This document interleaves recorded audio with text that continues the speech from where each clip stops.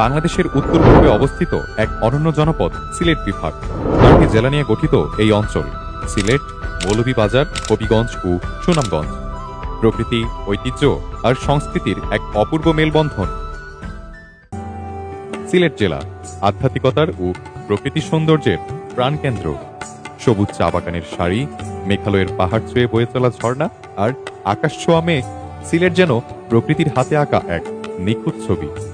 সাদা পাথরের স্রোত, ডিবির হাওরের শাপলা বিল আর রাতারগুলের জলাবন, প্রকৃতি এখানে কথা বলে নীরব ভাষায়।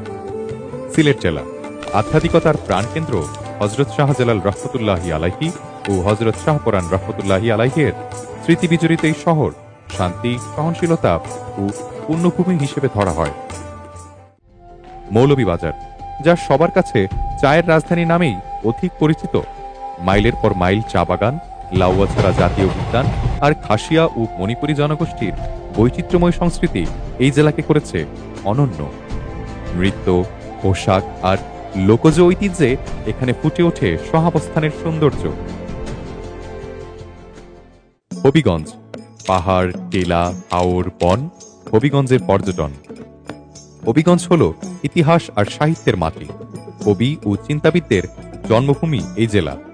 বীর বিক্রম জগৎজ্যোতি, প্রাক প্রতিষ্ঠাতা স্যার ফজলে হাসান আবেদ, বিশিষ্ট সঙ্গীত শিল্পী সুবীর নন্দী সহ আরও অনেকের জন্মভূমি এই হবিগঞ্জ। গ্রামীণ সংস্কৃতি, হাওর, বিল আর নদীর জীবনের গল্প বহন করে। আর সুনামগঞ্জ, যাকে কিনা সবাই হাওরের রাজ্য বলে থাকে। বর্ষায় নৌকা আর শীতে সোনালী ফসলের ঢেউ। টাঙ্গুয়ার হাওর, নীলাদ্রি লেক আর মেঘালয়ের ছায়ায় এই জেলা প্রকৃতির এক জীবন্ত ক্যানভাস।